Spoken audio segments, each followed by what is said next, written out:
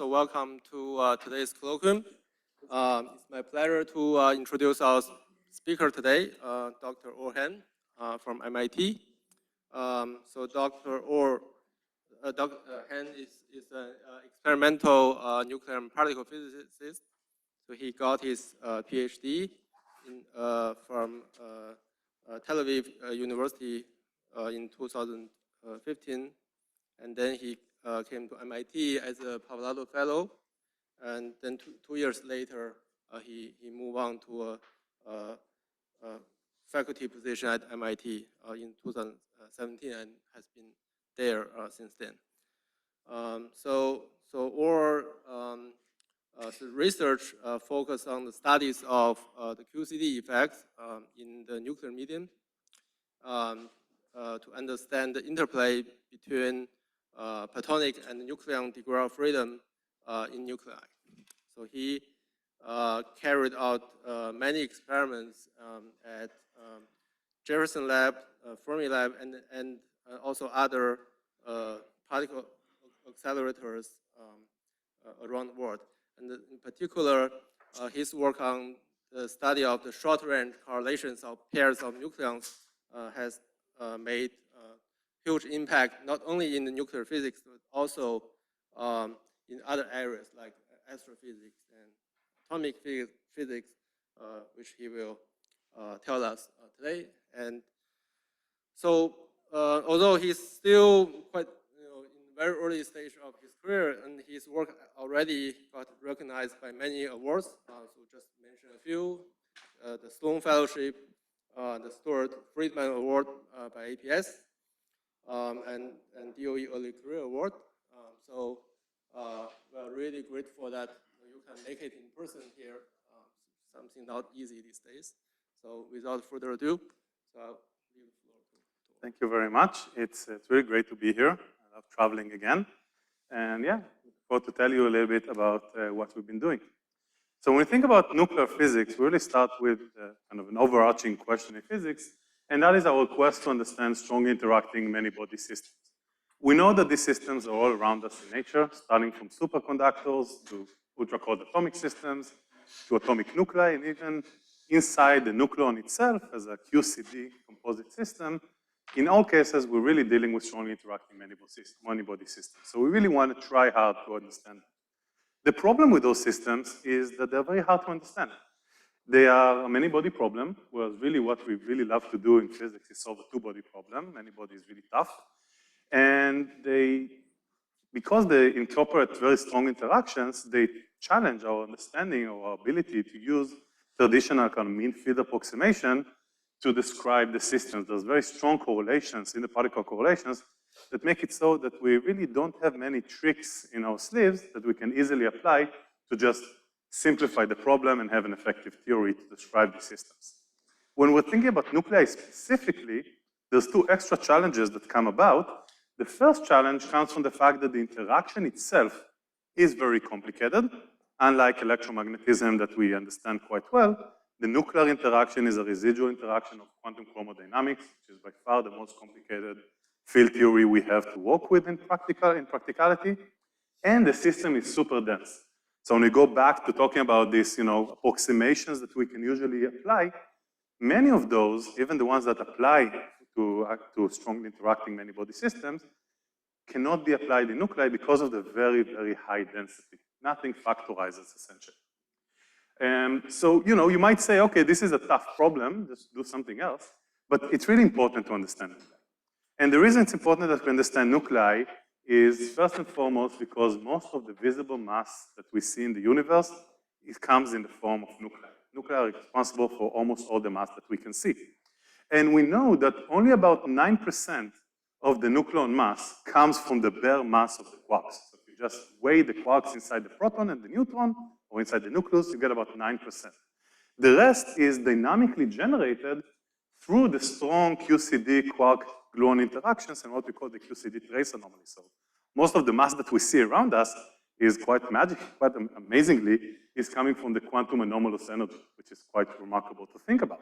And to understand how visible mass is generated dynamically beyond the simple concept of E equals mc squares, it's square quarks and gluons interact, we generate mass, we need to understand the nucleon.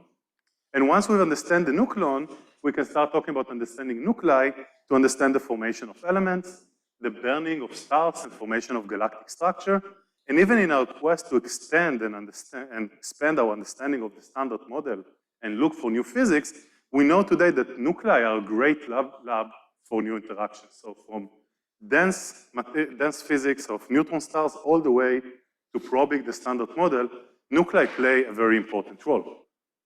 And I would argue that if you really want to have a fundamental understanding of atomic nuclei, you must start from QCD. That is the underlying theory. If you don't understand QCD, you don't understand nuclei.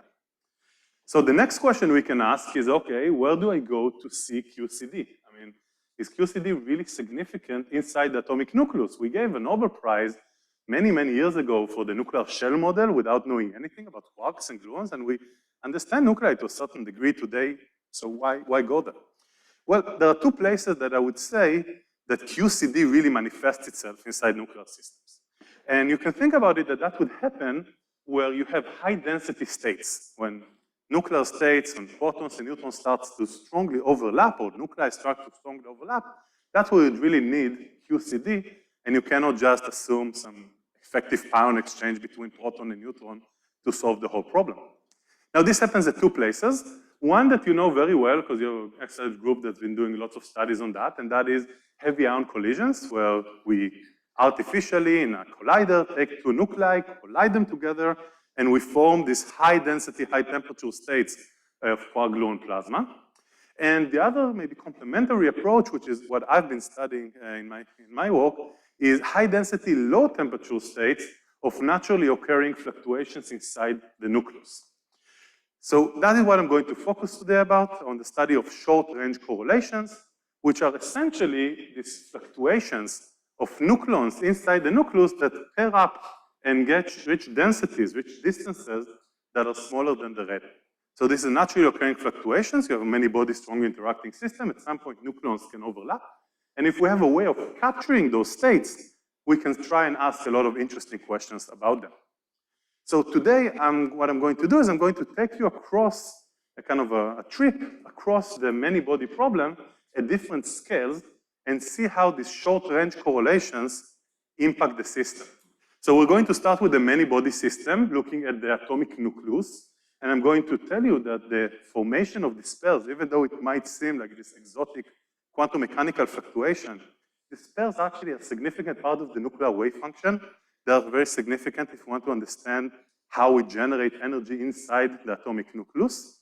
Then we're going to zoom in more once we understand how the pairs manifest themselves inside the nucleus. We're going to zoom in on the pair and use these short-range pairs as a lab to study the nuclear interaction at distance scales that were not accessible before, and distance scales that are relevant for the densities of matter inside neutron stars.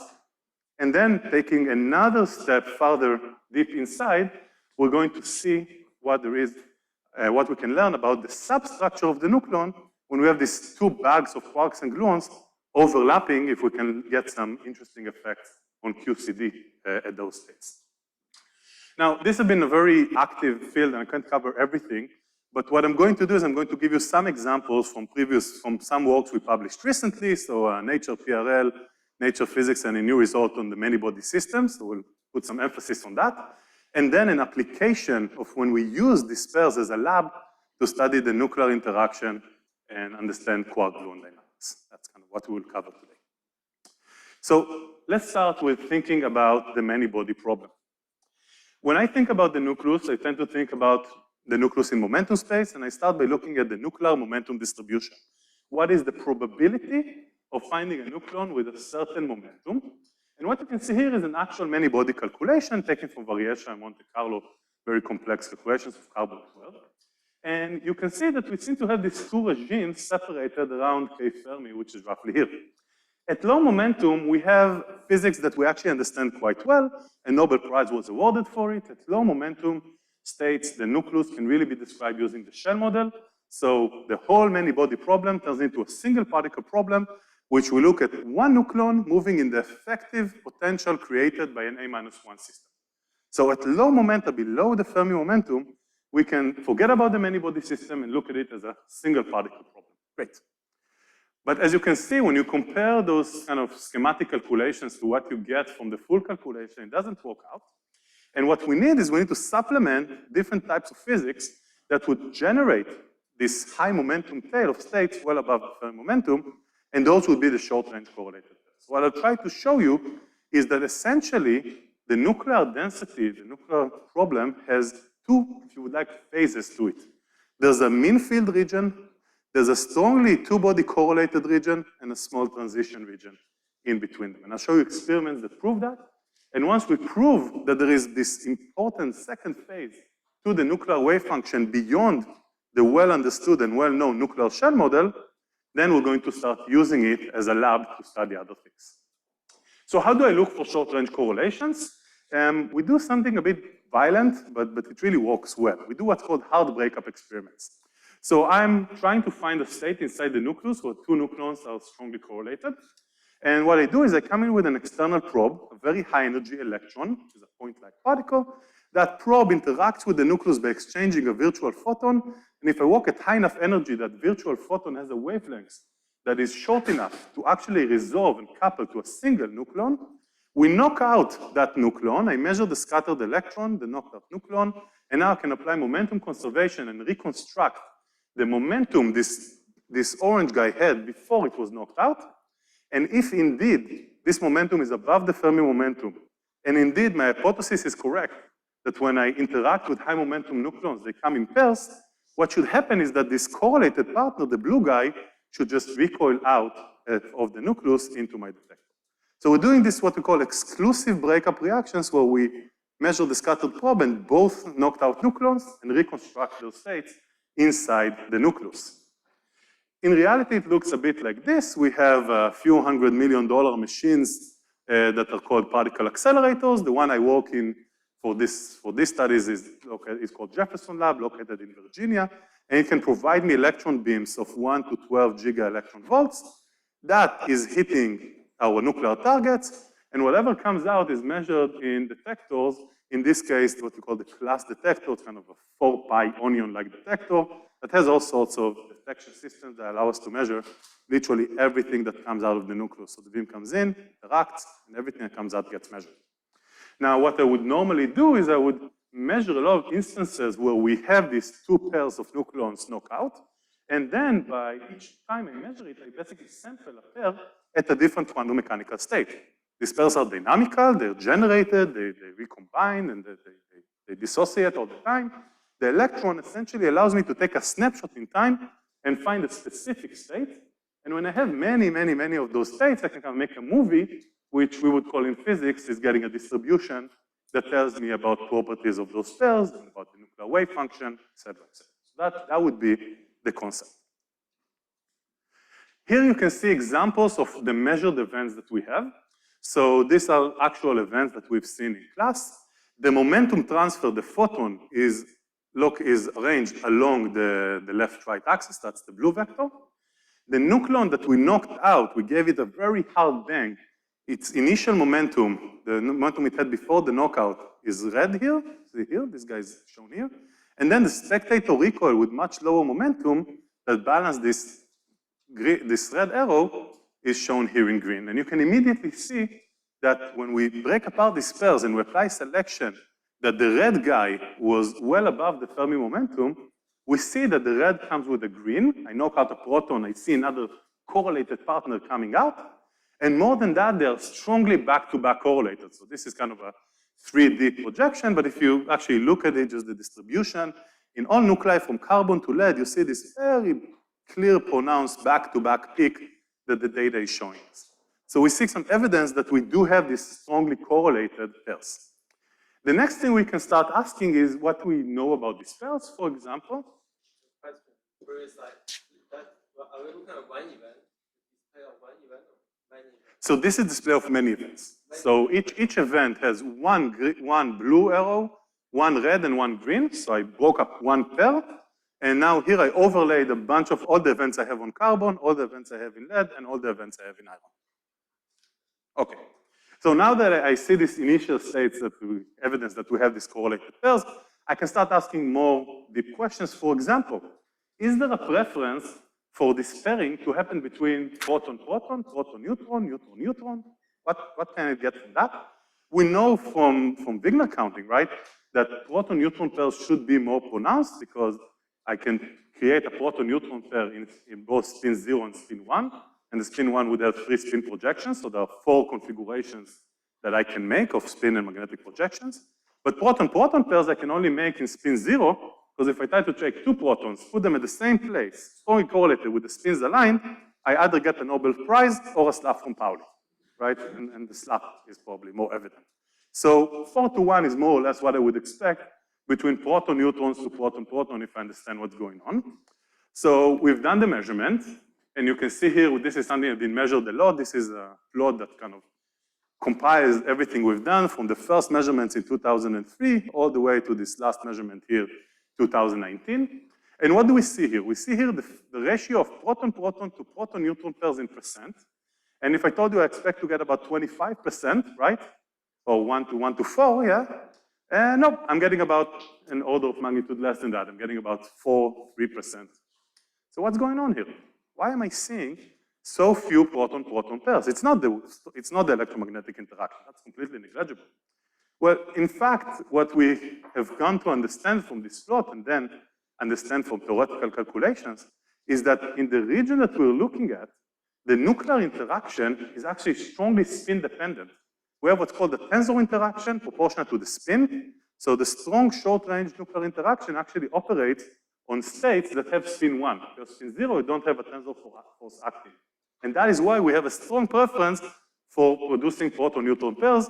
And indeed, this is what we see in calculations where they calculate the density. There's a dip in the proton-proton pairs distribution, but no dip in this proton-neutron pair just above the Fermi momentum, which is what we're measuring. So if in kindergarten we were told that this is how the nuclear potential looks like, right? It needs to be 0 at large distances because nuclei are small.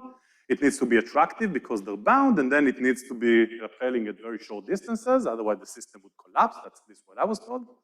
Well, there's this magical region where the interaction moves from attractive to repulsive and the potential is basically 0, and then actually subleading terms become dominant, and that would be, the first one of those would be the tensor force. That usually is not that significant, but here is the main guy. So not only do we have these pairs with back-to-back correlation, we see that they're sensitive to local properties of the two-body interaction, which is really a good thing. Yes? But it also is dependent on the transfer moment, right?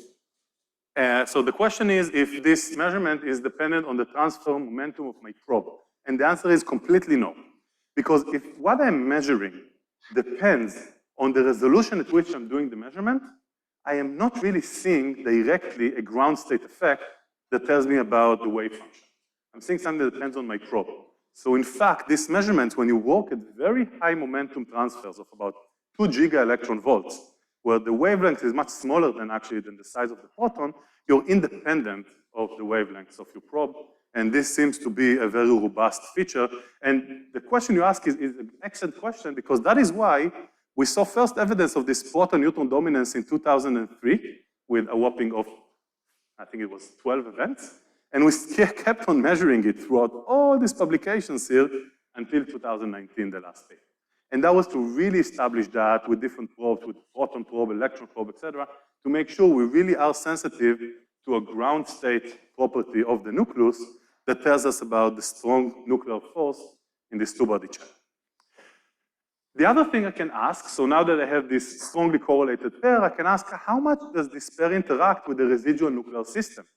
So by that, I'm measuring the center of mass motion of the pair. This is the plot that you see here. So I'm looking at the pair as a whole now, not at the interaction between the nucleons, but as a whole, how much does that interact with the residual system around it, A-2 system? Now, it's a Gaussian, because everything in physics is either an harmonic oscillator or Gaussian or both. And I characterize it by its width. And what you see here is the width as a function of mass number for different nuclei that we've measured, compared to different calculations. And you see a few features. One, the width is quite low. What do I mean by that? The nuclear Fermi momentum is 250 MeV per C. This guy saturates at about 150, much lower than the nuclear thermal momentum. The calculations that I compare to are actually shell model calculations. They're just asking what's the probability of two nucleons to overlap without understanding what happens to them when they overlap. And you see they work quite well. So what we see is that the pair as a whole has a very strong interaction between the nucleons, evidenced by the back-to-back tensor correlation you see, but has a very weak interaction with the residual nuclear system. And that is a great thing to have, because if we can establish that, then what we are seeing is we're seeing droplets of high-density matter inside the many-body system that doesn't care about the many-body system. So what we do is we're essentially getting to a point where the atomic nucleus produces a two-body system that we cannot produce any other way, but then doesn't mess with it. So what I'm doing by measuring it, I'm really sensitive to the two-body physics without any distractions around it or minimal corrections, of course. So what I want to really establish now is with these measurements that we really have scale separation. That what we are seeing are this phase in the nuclear wave function that is completely detached from the residual nuclear system, and I can use it as a lab to understand dense two-body systems. So when I try to think about what does it mean to have scale separation, as an experimentalist, that concept is not necessarily that trivial to me, and theoretically there are different ways to define it. So whenever I have a tough question, I turn to my dogs for guidance. So I have a couple of dogs that came with me from Israel to the US when I moved, and they're really nice, you know, they're kind of like to hang out together, go on trips, mess around in my office, and they usually are quite good dogs. You know, I tell them to come, they come, especially if I have a treat in my hand, and they're quite well, and you know, they interact with each other, everything is good. But my dogs tend to sometimes get to a state where they experience a strong short-range correlations. And in that correlated state, my dogs decouple from the environment. I can be killed, my wife can shout at them, it doesn't matter. They experience a strong short-range correlation, just like my nucleons, and that's it, they're decoupled. So I would like to see if I can really use this analogy to understand nuclear systems, to find in the most dense system we have accessible for experiments here in nature, still complete factorization of short-distance physics from the residual system. So my dogs, unfortunately, cannot do quantum Monte Carlo calculations, but my theoretical colleagues can. So we turn to them, and we ask them if they can run the supercomputers and calculate these two-body densities. What is that? That is the probability of finding a proton-neutron pair in different nuclei at some separation distance between the proton and the neutron, 1 Fermi, 2 Fermi, 3, 4, 5. Now what I've done here is I looked at everything from the deuteron to calcium, and I renormalized all the distributions. Instead of telling me how many pairs I have in the nucleus, I renormalized them to just have the same value at 1 Fermi. And you can see immediately why I did that, right? Because even though the deuteron, which is barely bound, this miserable thing that's very far apart, that by magic is bound, and calcium-40, this big, massive, doubly magic nucleus that makes sure our bones are very strong, seems to have a very similar short-range behavior. So essentially what these calculations are telling me, which is 100% in line with my measurements, is that at short distances, these many-body calculations that take a long time to run on the best supercomputers that Los Alamos has to offer in this case, it factorizes. It factorizes to a universal two-body system, the deuteron in the proton-neutron case, that's it, I don't need much more than that, times a constant, which I use to renormalize things. So I see a separation of the many-body system to just how many pairs I have times the pair wave function. Now, this is universal in the sense that if I take different models of the nuclear interaction, because I told you we don't really know the nuclear interaction all that well, especially at short distances, we don't have constraints of that, you can see that the short distance behavior is very different, right? This one doesn't show a bump, this one shows one type, etc. But the existence of factorization is always there. No matter what model you assume, we always see that the many-body is a universal function times a constant. And that means that we have this separation between low-energy many-body dynamics and high-energy two-body dynamics. And doing this type of factorization is something that we know in physics really help us simplify the problem, because whatever many-body physics there is, it's low-energy, it's mean field physics now. Because we've taken out, everything that comes with the high energy short distance two-body physics. So we killed the short distance physics, and now a lot of approximations can work. Now, we're not the first to think about it in this series of papers by us, by others. It's actually something that came from all the way from atomic gases.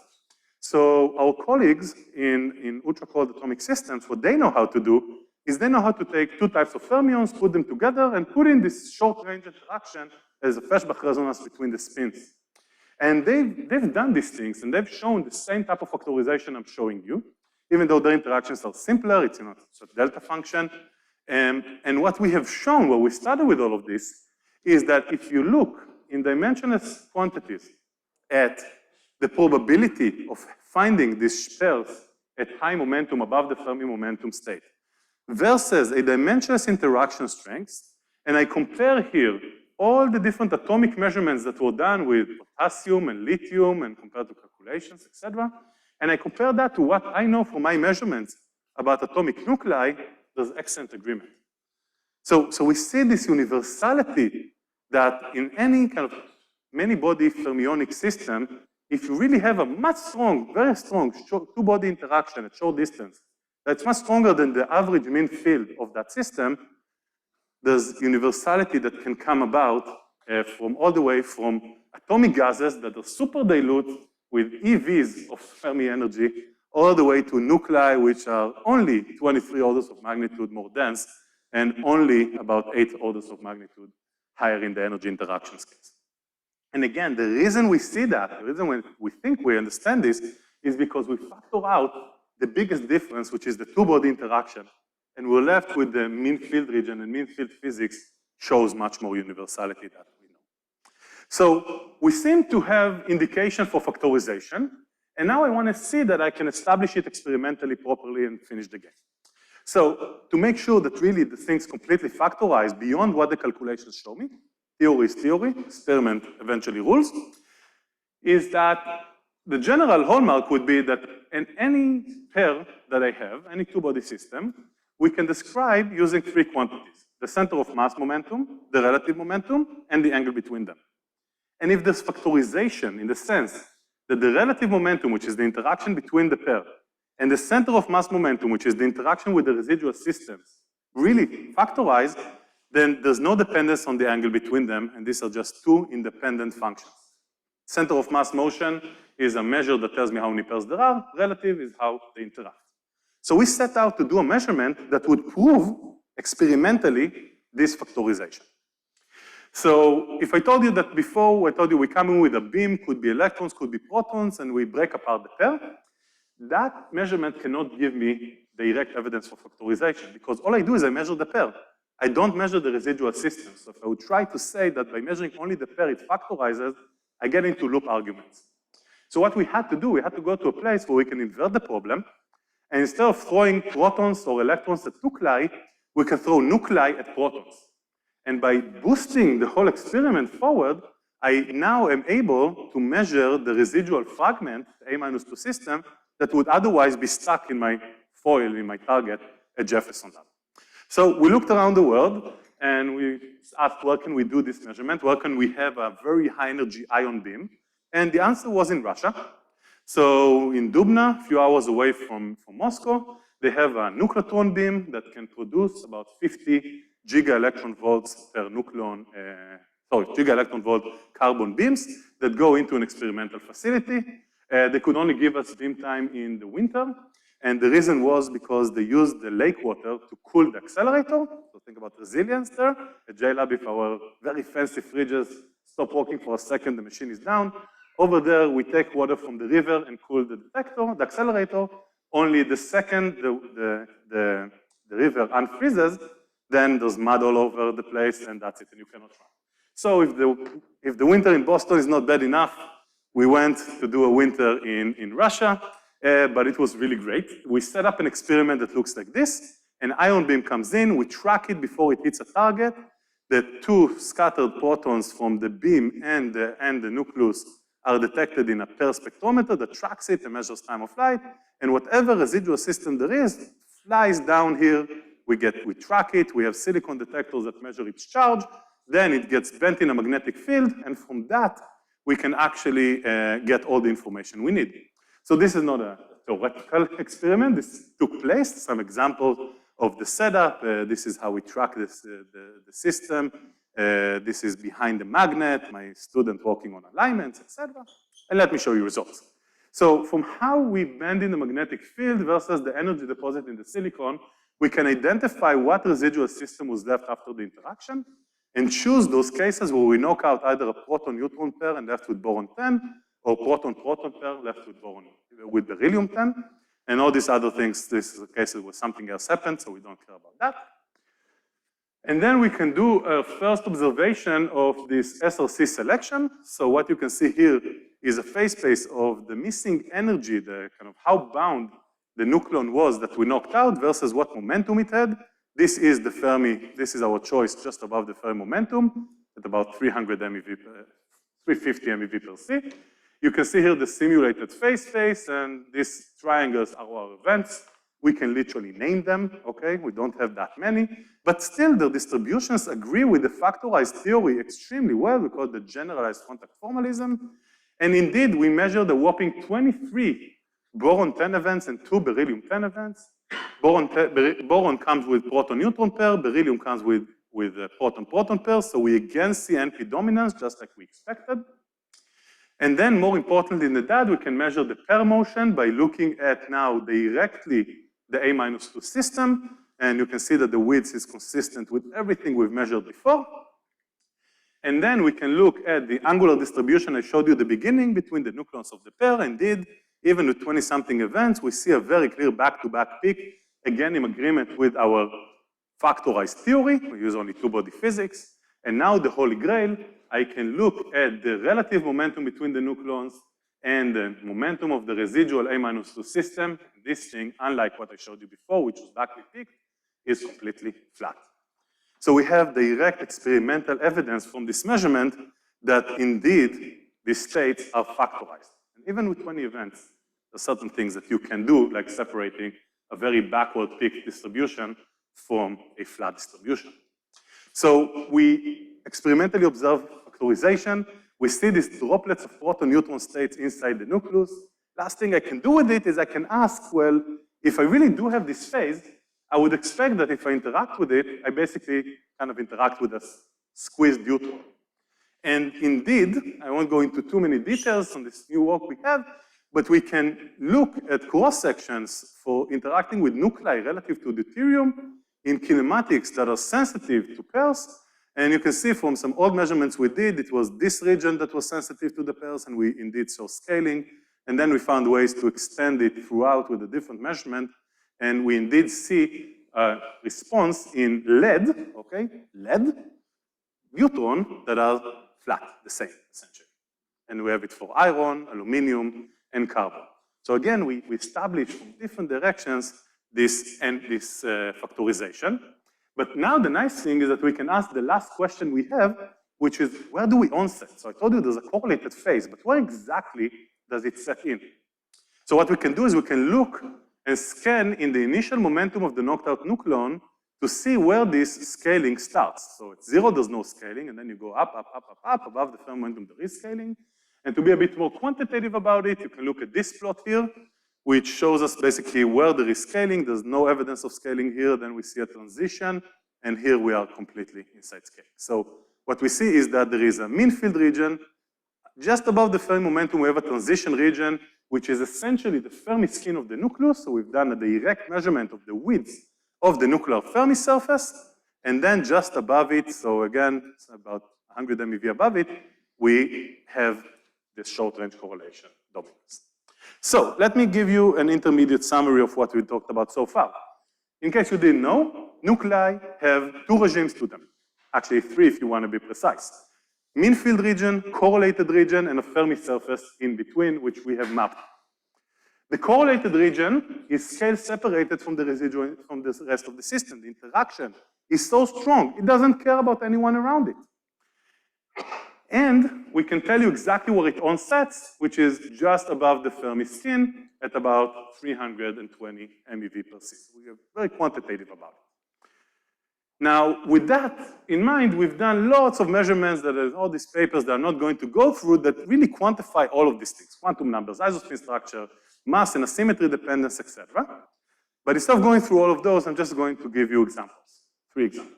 Yes? Before you move on, so this means that I don't need anymore to look at the spectral functions to explain it as?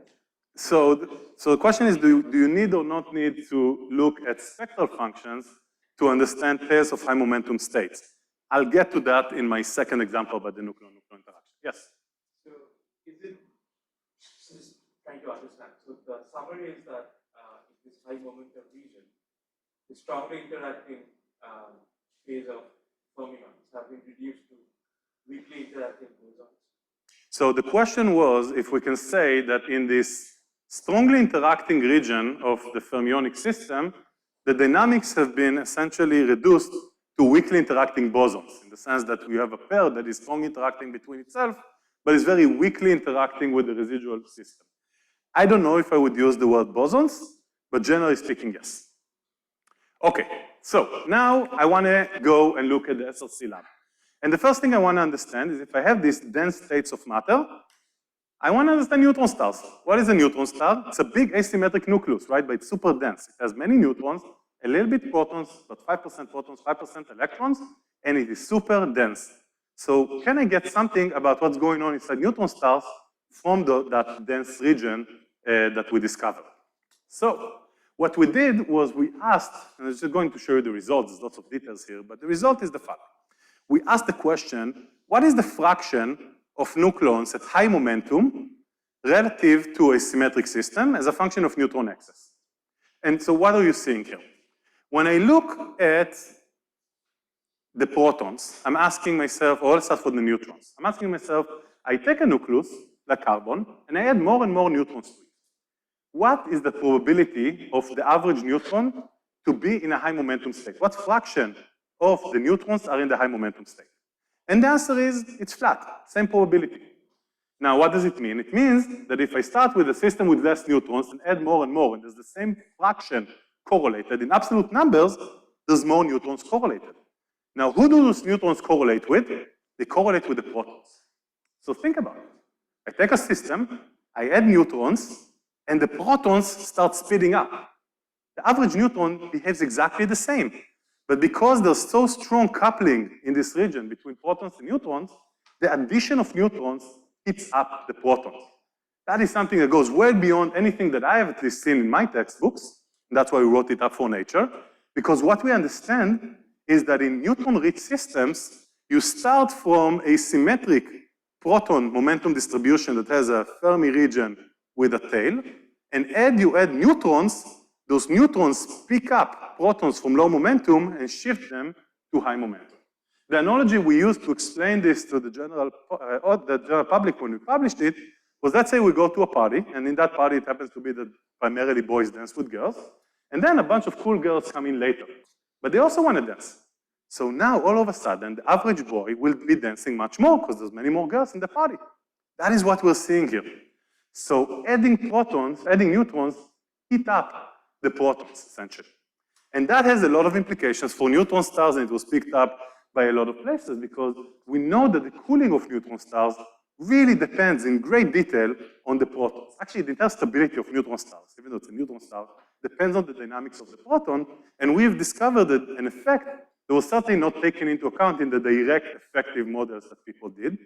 And indeed, it took some time, but quite a lot of works started incorporating that. So actually, there was a paper that I wrote when I was still in grad school about it, PRC, that was picked up quite nicely. But more importantly is more groups started looking at things like, for example, the cooling rate of a neutron star as a function of time with a relativistic mean field that doesn't have any correlation effects directly built into it, and then adding short-range correlations. I won't sign that this calculation is 100% correct, right? I mean, these are super, super tough calculations. But they see very interesting qualitative effects, also on the equation of states, tidal deformabilities, symmetry energy, these things which we can still argue about how you properly incorporate them into your effective theories, because that's how you do neutron stars, primarily with effective theories, can have major effects. And that is because the dynamics is really, really non-trivial, okay? neutrons heat up the protons. That was interesting. Yes? So I just want to make sure I'm thinking about this the right way. So the point is that it's at high momentum, it's energetically favorable to form pairs of protons and neutrons dynamically.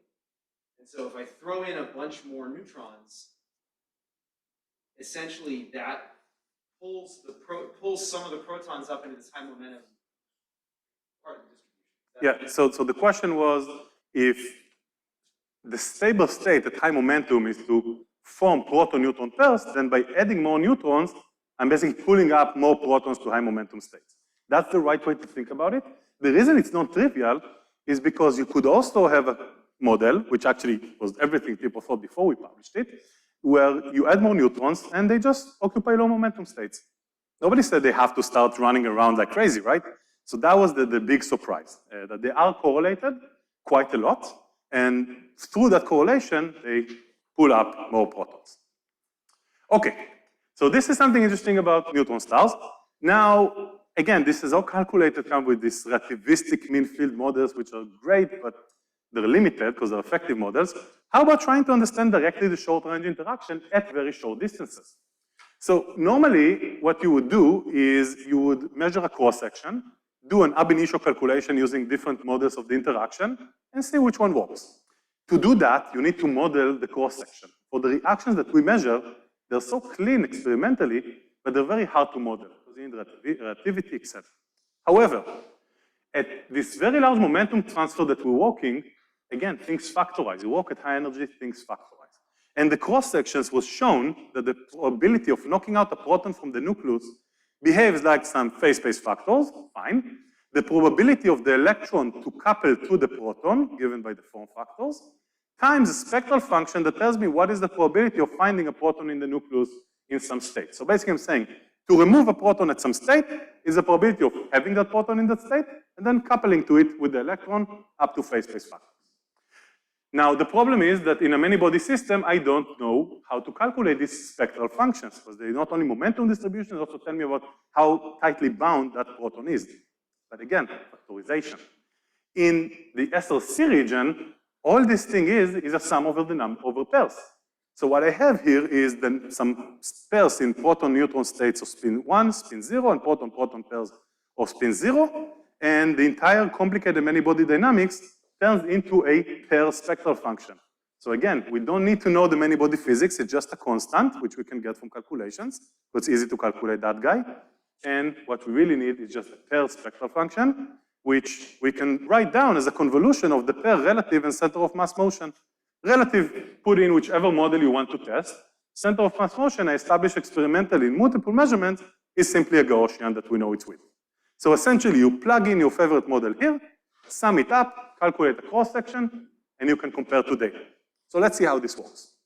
So the observable here on the y-axis is the cross-section ratio for knocking out two protons over just knocking out a proton, not caring if it had a correlated partner or not, as a function of that initial nuclear momentum. So again, K Fermi is somewhere here, so we're well above the Fermi momentum. And now we're starting to become a bit more detailed. We talked about this proton-neutron dominance, now we're trying to really push it to a more detailed level. What we see is that there is a point where the proton-proton fraction is very small. That is the tensor regime. That's where the tensor interaction dominates. But even though there are not many nucleons there, as we go up in momentum, the pairs become closer and closer. I see a transition to an increase, and that's almost an order of magnitude increase in the fraction of proton-proton pairs. So even though I'm still dominated by proton-neutron pairs, I see some transition from that. And that is in full agreement with the theoretical calculation. And this theoretical calculation is parameter-free. It's not a fit to the data. This is what we got from theory, directly assuming, of course, factorization, how you do the calculation. Now, you can tell me, okay, any nonsense you put in would work. The answer is no. So here I put in two more models. One is a realistic model that just is not phenomenological, comes from chiral perturbative QCD, and then, again, it works quite nicely. But here, this guy, the red guy, what it does is it takes this phenomenological model and kills the tensor interaction, keeps everything but the tensor interaction. So what do we see? We see that where the tensor interaction matters, it completely disagrees with the data, but where we transition to a spin-independent interaction, it starts to agree. So what we see is this transition from a spin-dependent interaction to a spin-independent interaction, which means we're seeing a transition from the tensor force to the scalar repulsive core that was never seen directly before. Now, this made us super, super cocky and confident, and we say, if it works so well, let's push out and measure the full nuclear spectral function, the density probability as a function of momentum and energy. And you can see here, this is from knockout of a proton, knockout of 2 protons, compared to the theoretical calculations, and you can see agreements that span in momenta from 400 MeV all the way to this imaginary number of a GeV. Think about it, the nucleon mass is a GeV, and we're talking about momentum of a GeV, it's all relativistic already. And I told you, if you know nuclear binding energies or nuclear Fermi energy is about 30 MeV, we're talking about 300 MeV here reaching, so it's very, very dense, crazy states. And look at that, the models just work. The chiral model starts failing at short distance because there's a regulator, we understand that. It cancels in this plot, and that's why it's fine, because it's a ratio, on the absolute it doesn't cancel. But still, this AV18 interaction from the 90s seems to explain our data over a huge range going from, you know, this is about 300 to about 30 counts, right? So over an order of magnitude decrease in the spectral function, the models work. So what we see is that we have the clear validation, okay, of our models of the strong nuclear force that we nowadays have the numerical techniques that are needed to really put it to calculate things like neutron stars. So we never thought it would work. We thought that we'll kind of go and fight it out with the theoreticians, but by God, they nailed it already in the 90s. Quite amazing. But now we have the confidence to say these calculations of neutron star equation of states with many body techniques are actually worth something because we have proven that these calculations can work extremely well. Last but not least, I want to take exactly 5 minutes I have, something like that, to talk about quarks inside the nucleus. So again, looking deeper into the pairs now and understand how they interact, what happens with the quarks? So this starts with something called the EMC effect. The EMC effect is a measurement of the momentum distribution, essentially, of quarks inside iron relative to deuterium. People expected to measure something that looks like the blue line here. So the x-axis is the fraction of the total momentum of the nucleon carried by the quark, so it goes from 0 to 1, just normalize it. And here is the ratio of the density. We expected that at very large momentum fractions, there would be some rise coming from the fact that nucleons are moving. It was just a relativistic effect, we now have to take it into account. But we didn't expect to see this decrease here, which we call the EMC effect, from quarks carrying about 1/3 of the momentum to about 70% of the total momentum. So these fast-moving quarks seem to be suppressed inside nuclei relative to what we think is an almost free system, the proton-neutron. Now, this has been with us for years. I mean, it started off in these first measurements in '83, and we continue doing measurements until today to try to understand it. And the reason is that this is a very, very surprising effect. The dynamics of quarks inside the proton or the neutron gives it its mass, so a GeV. Binding energies, I told you, are MEVs. What's going on here? Well, we start by looking at all nuclei that we can, measurements that were done in SLAC, measurements that were done by my graduate student at JLab, super, super, super precise here. And we see in all nuclei that we see this common trend. There's a linear decrease between 0.3 and 0.7 that starts at about 10% for a light nucleus like helium-4 and ends at about 20% for a heavy nucleus like gold. It's always there. So whatever is happening here, even though it's a quark effect, which is supposed to be this high energy thing, it relates to nuclear structure and dynamics. Okay, because I go to heavier and heavier nuclei and the effect grows. So it has to do something to do with nuclei. Now, if I think about the way I understand nuclei and what's been going on in the field, I can take over 1,000 papers that were written about it and summarize them in 3 ideas. The first idea said, do your nuclear physics correctly. Don't change anything, but do a proper work of taking care of binding, Fermi motion, the fact that nucleons exchange pions inside the nucleus and you can scatter off of those pions, etc., etc. Fine, people did that, and already in '93, there was this nice paper in Science talking about a crisis in nuclear physics, saying this is not working. We did the nuclear physics the best we can. People did what's called Drell-Yan measurements. For those that know what it is, for those that don't, it doesn't matter. It doesn't work, okay? That's the bottom line. Then we need something more exotic. Then there are 2 families of models. Both work well. One says that if you bind the nucleon in the nucleus, it becomes larger. Basically, the binding potential of the atomic nucleus extends a little bit the size of the nucleons, they swell up a little bit, and from delta X, delta P, if you swell up, delta X grows, delta P comes down. And there's a way to explain the data with that. The model that you can imagine that I like better talks about short-range correlation that says, look, when a nucleon is sitting in its shell in low momentum states, no way, the energies don't line up. But what did I show you about short range? They get in the spectral function to state where energy, separation energies go to 300-400 MeV. That's already comparable to the mass. So those unique conditions of very large overlap, very large virtuality, off-shellness, high momentum, that is where I expect to see effects coming in.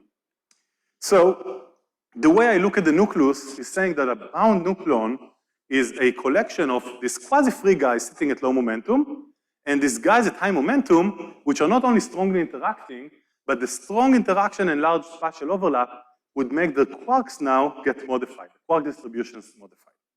Now, we have nice evidence to support that, and that came out in this PRL we published in 2011, where we looked at the magnitude of the EMC effect, the slope for different nuclei, relative to the number of short-range pairs we have in those nuclei, and we saw this very nice linear correlation. And there's not other things that you can put here that we know of that would show such a nice correlation. So we saw that the more pairs you have in the nucleus, the larger the EMC effect is.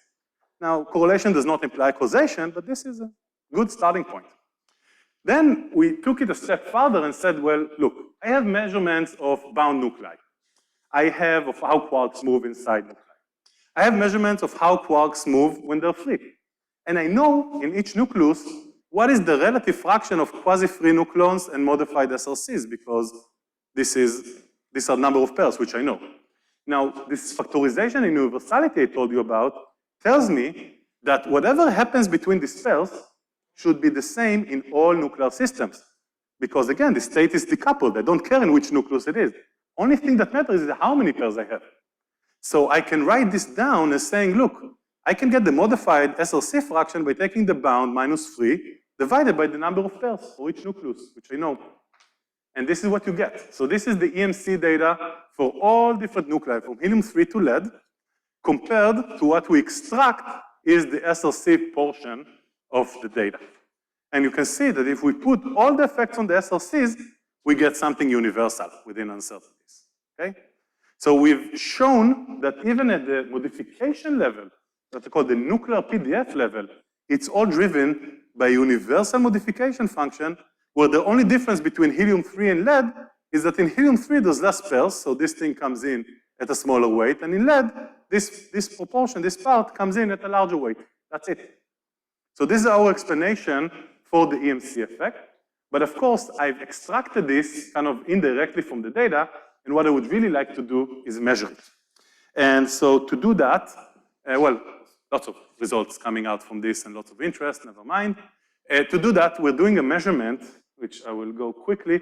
What we're doing is we're doing deep inelastic scattering off of a proton, and we also detect, in the deuteron, we also detect the neutron that it was correlated with. And that means that instead of looking at all the nuclear states in the deuteron, I can select looking at quarks in states where the neutron was strongly overlapping with the proton because it had high momentum. And this is, to do that, we built a neutron detector, we put it into the experimental hall, we set up a team that likes to call themselves Breaking Band. I can promise you they did not break the detector. And within a few months, I'll be able to also show you results from that. So this is just a teaser to hold on for that. Last minute, I want to talk about the future. There's a lot of things going on in the future. I just mentioned the electron-ion collider. I think it's the most exciting thing that's happening right now, and it's very relevant for the group here and then for many of you as well. The electron-ion collider, for those that don't know, is a kind of $2.4 billion project that has been approved for Brookhaven. It is basically taking the existing hadron ring for the RIC accelerator at Brookhaven and adding to it an electron ring. And the goal is to try to understand the origin of hadron mass and spin from QCD, origin of confinement, do symptography, understand how the nucleus looks like in terms of gluons, where they are, dense gluonic state, and look for beyond standard model physics. We're going to start operating this machine in about 10 years from now. which is kind of tomorrow in research, in this type of scale of research scale. And there's great opportunities to get involved right now with building the detectors. Yeah, I don't have too much time. This is the detector that we're designing and putting forward called ECHE. And the whole idea is that what we want to do at the EAC is we want to image. We want to image how the nucleon and the nucleus look like, again, at different resolution scales. So you can think about this X variable as a shadow exposure time, where at long times you only see these 3 quarks, which we think the proton is made of, but at much smaller scales you see nonlinear dynamics that comes up and creates emergent phenomena. I won't go through the details of any of this. I'll just tell you that we are leading the ECHE consortium that is putting forward the detector proposal. There's other 2, and Rice is actually involved with both of the main proposals. Yeah, we have a bunch of institutions, and we're proposing a very nice detector. We have full simulations of that, and lots of international interest as well to help us build these things. Quite nice. And because we're using existing detectors, for some parts of it, we actually started the construction to a certain degree, which is very nice. That's it. With that, I'll just say that, you know, I'm traveling around talking. That's because there are these people who do quite remarkable work for our students and postdocs, and people who have moved on from our group, but are responsible for all of the results you've seen. So with that, I'll thank you for your attention and time.